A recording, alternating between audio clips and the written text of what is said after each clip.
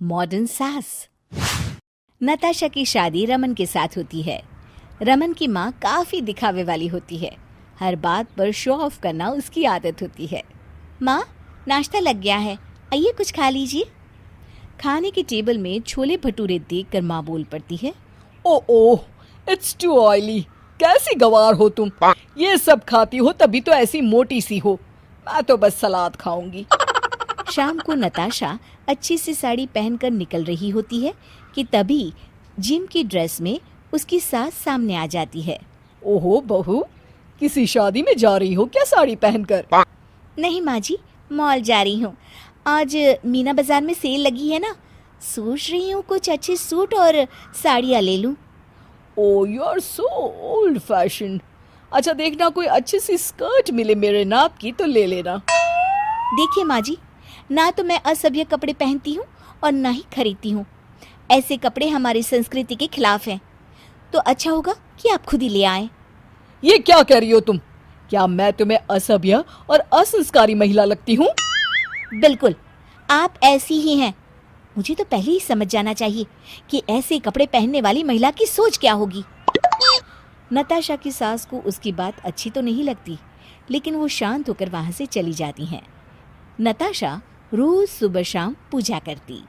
एक दिन, माँ, मैं मंदिर जा रही हूँ।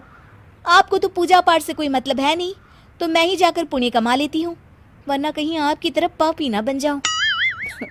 अच्छी बात है नताशा, चलो आज मैं भी साथ चलती हूँ। हाँ, आप? और वो भी मंदिर? कहाँ से निकला है सूरज आज? अरे नहीं नहीं नताशा, तू मंदिर ही जाना। मैं पास के अनाथालय में बच्चों के लिए खाना बनाने जा रही हूँ। तुझे पता नहीं होगा, लेकिन मैं पिछले 10 साल से वहाँ अनाथ बच्चों के लिए खाना बनाती हूँ। इसमें कुछ नहीं रखा है माँ, भगवान की भक्ति ही सबसे बड़ी श्रद्धा है। दोनों अपने काम में लग जाती है। धीरे धीरे दिन बीतता जाता है। एक दिन नताशा अपनी काम वाली को डांट रही होती है। अरे अरे, क्या हुआ नताशा? मीरा तो हमारे घर की बहुत पुरानी वफादार नौकरानी है, क्यों डांट रही हो उसे तुम? अरे माँ, क्या बताऊं, 4 दिनों बाद आज ये आई है और बहाना बना रही है कि इसका बच्चा बीमार है। मैंने तो कह दिया कि कल से काम पर आने की कोई जरूरत नहीं है। मीरा सास को देखकर रोने लगती है। मैम साहब, आपने तो मुझे बचपन से देखा है, मेरे बच्चे की सच में तबीयत काफी खराब है। अरे मैं क्यों झूठ बोलूंगी? सास नताशा की तरफ गुस्से से देखती है।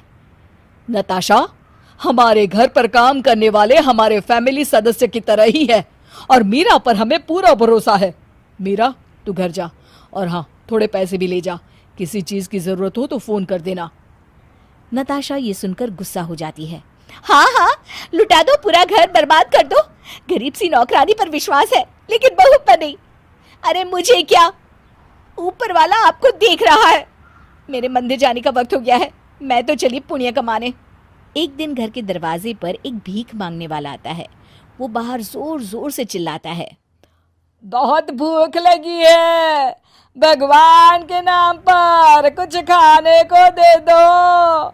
ईश्वर आपका भला करे, 2 दिन से कुछ नहीं खाया। नताशा चिल्लाती हुई बाहर निकलती है।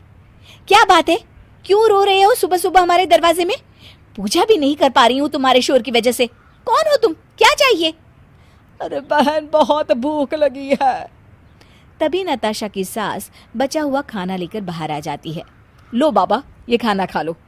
नताशा, तुम्हें तो पता ही होगा कि किचन में क्या बचा है। अरे तो कोई कुत्ता बिल्ली खा लेते ना, कौन सा खाना मैं फेंक रही थी।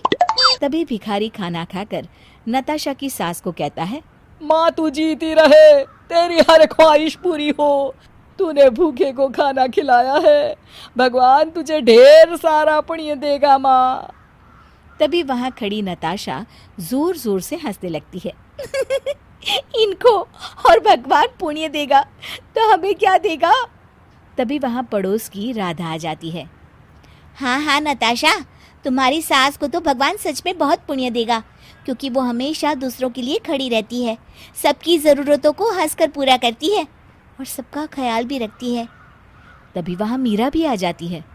मालकिन, आपकी वजह से मेरे बच्चे की तबीयत ठीक है। हमारे लिए तो आप ही भगवान हो। नताशा अब सबकी बात सुनकर सब कुछ समझ रही थी। नताशा सबके सामने अपनी सास को देखकर कहती है, माँ, एक दिन में मैं 5 बार पूजा करती हूँ, साड़ी और सूट पहनकर रोज़ाना मंदिर जाती हूँ, लेकिन आज तक मुझे किसी ने भगवान नहीं कहा। लेकिन आपके बारे में ये बातें सुनकर मुझे अपनी गलती का एहसास हो रहा है, लेकिन साथ में फ़क्र भी हो रहा है कि आप मेरी सास हो। और नताशा और उसकी सास गले लग जाते हैं।